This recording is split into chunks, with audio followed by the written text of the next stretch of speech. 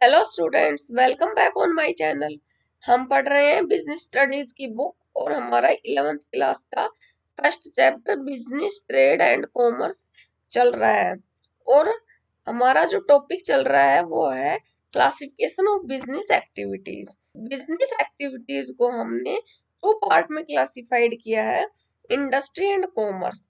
Industry के बारे में फर्स्ट वीडियो हम बना चुके हैं और सेकंड वीडियो हमने कॉमर्स के बारे में बनाई, जिसमें हमने कॉमर्स को क्लासिफाई किया है trade and auxiliaries to trade. और उसी वीडियो को कंटिन्यू करते हुए आज हम एक्सिलरीज टू ट्रेड के बारे में कुछ पॉइंट डिस्कस करेंगे। Auxiliaries to trade are briefly discussed below. First है transport and company. Production of goods generally take place in particular location.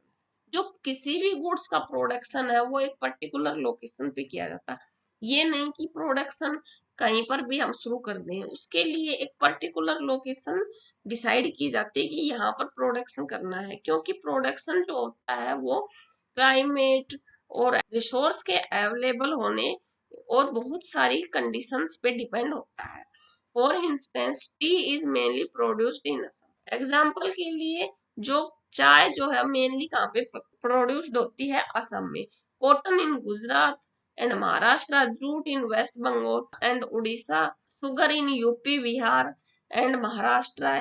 तो ये सारी चीजें जैसे अलग अलग जगह पे पैदा होती हैं, but these goods are required for consumption in different part of country. लेकिन इन सभी चीजों का कंजप्शन तो पूरे देश में होता है। ये नहीं कि गुजरात में कॉटन प्रोडक्शन होता है तो गुजरात में उसका कंजप्शन हो जाता है। कंजप्शन तो नॉर्थ में भी होगा, साउथ में भी होगा, ठीक है। तो ऐसे ही यूपी बिहार में शुगर का प्रोडक्शन होता है तो उसका कंजप्शन जो है वो महाराष्ट्र में भी होता है। तो ये जो है प्रोडक्शन तो एक स्पेसिफिक लोकेशन पे होता है, लेकिन उसका कंजप्शन जो है सभी जगह होता है। और उसको वहां तक पहुंचाने के लिए हमें किस चीज की आवश्यकता पड़ती है? Transport. The obstacle of place is removed by transport through road, rail और कोस्टल शिपिंग। प्लेस की जो ऑब्स्टेकल है, मतलब कि एक स्थान पे प्रोडक्शन होता है, उस बाधा को रिमूव करने के लिए ट्रांसपोर्ट के जरिए हम कोई भी ट्रांसपोर्ट हो सकता है, जैसे कि रोड ट्रांसपोर्ट का यूज कर सकते हैं हम, रेल का, कोस्टल शिपिंग का। इस सभी से हम जो है इस बाधा को दूर कर सकते हैं। Transport simplifies movement of raw material to the place of production. Transport जो है आसान बनाता है रॉ मटेरियल का मूवमेंट करना हो। अगर एक जगह से दूसरे जगह पे, प्रोडक्शन की जगह पे अगर हमें रॉ मटेरियल पहुंचाना है तो उसमें हमें किसकी आवश्यकता पड़ेगी? ट्रांसपोर्ट की। And the finish products from factories to the place of consumption. और अगर हमें फिनिश्ड प्रोडक्ट को कंजप्शन के प्लेस तक पहुंचाना है फैक्ट्री से, तब भी हमें ट्रांसपोर्ट की आवश्यकता पड़ेगी। Along with transport facility there is also a need for communication facility. और ट्रांसपोर्ट फैसिलिटी के साथ साथ हमें कम्युनिकेशन फैसिलिटी की भी आवश्यकता पड़ेगी, so that producer, traders and consumers में exchange information with one other. ताकि जो ट्रेडर्स हैं, प्रोड्यूसर्स हैं और जो कंज्यूमर हैं वो इंफॉर्मेशन एक दूसरे से शेयर कर सकें। Thus, postal service and telephone facility may also be regarded as auxiliaries to business activities. इसलिए जो पोस्टल सर्विस है और जो टेलीफोन जो फैसिलिटी है उसको भी एक्सिलरीज टू बिजनेस एक्टिविटीज माना गया है। सेकंड जो एक्सिलरीज टू बिजनेस है वो है बैंकिंग एंड फाइनेंस।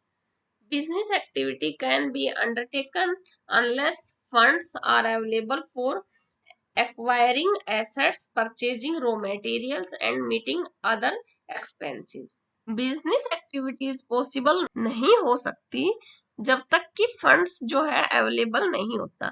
फंड्स की आवश्यकता होती है हमें एसेट्स परचेज करने के लिए, रॉ मटेरियल परचेज करने के लिए, और जो दूसरे एक्सपेंसेस हैं उनके लिए हमें फंड की आवश्यकता होती है। और जब तक कि फंड जो है अवेलेबल नहीं होगा, कोई भी बिजनेस एक्टिविटीज पॉसिबल नहीं है।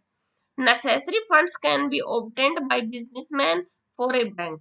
आवश्यक जो फंड है वो बिजनेसमैन के द्वारा बैंक से लिया जाता है। Thus banking helps business activities to overcome the problem of finance. इस प्रकार से बैंकिंग जो है हेल्प करती है फाइनेंस की जो प्रॉब्लम है उसको दूर करने के लिए। Commercial banks generally lend money by providing overdraft and cash credit facilities, loan and advances। जो कॉमर्शियल जो बैंक होते हैं वो मनी उधार देते हैं ओवरड्राफ्ट पे, कैश क्रेडिट फैसिलिटी पे, लोन देकर या फिर एडवांस में उनकी जो कोई पेमेंट है उसको करती। Banks also undertake collection of cheques, remittance of funds to different place and discounting on bill on behalf of traders। Bank collection of cheque, remittance of funds to different place, जो अलग अलग जगहों से जो remittance मिलते हैं fund के तौर पे, and discounting of bills on behalf of traders, और जो ट्रेडर्स होते हैं उनके बिहाफ पे बिल में डिस्काउंट करके इस तरह से बैंक जो है बिजनेसमैन की हेल्प करते हैं। In foreign trade commercial banks help exporters in collecting money from importers. Foreign जो ट्रेड होते हैं उसमें कॉमर्शियल बैंक हेल्प करते हैं। अगर कोई सामान किसी ने एक्सपोर्ट किया है तो वो जो इंपोर्ट करने वाला है उससे पैसे लेकर जो एक्सपोर्ट कर रहा है उसको देने की हेल्प कॉमर्शियल बैंक करते हैं।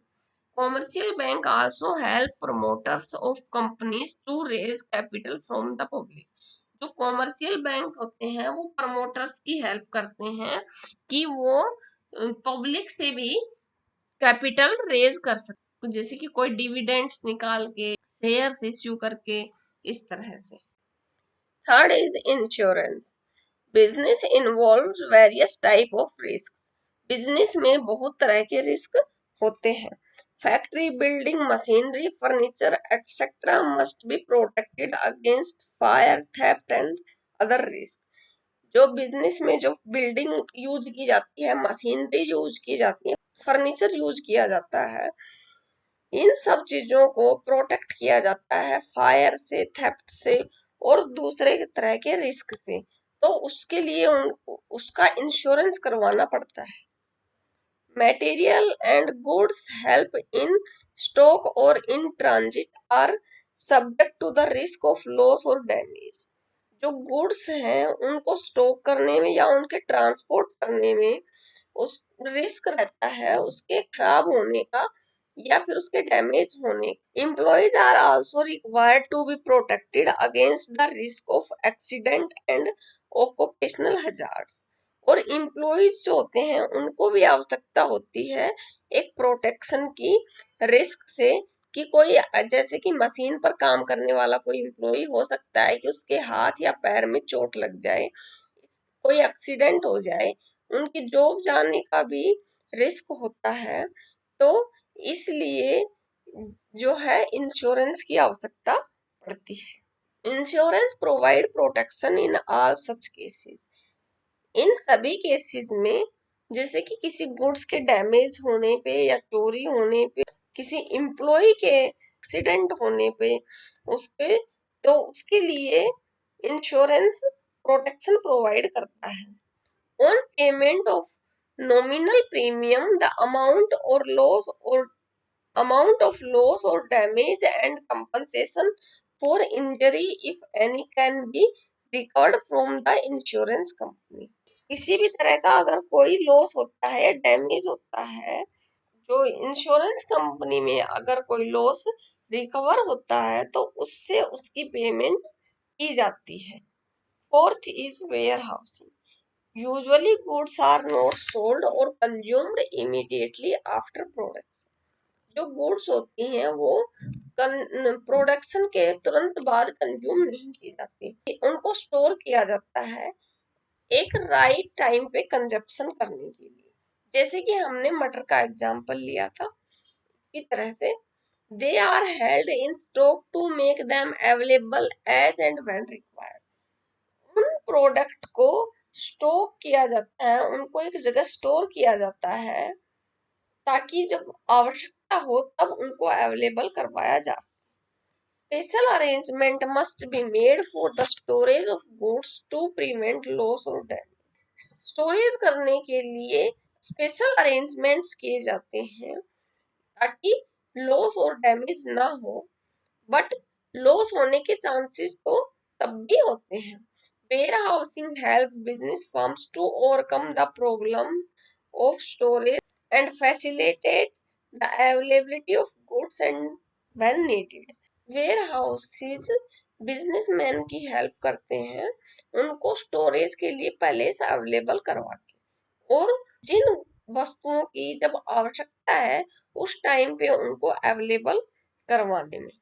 Prices are thereby maintained at a reasonable level through continuous supply of goods.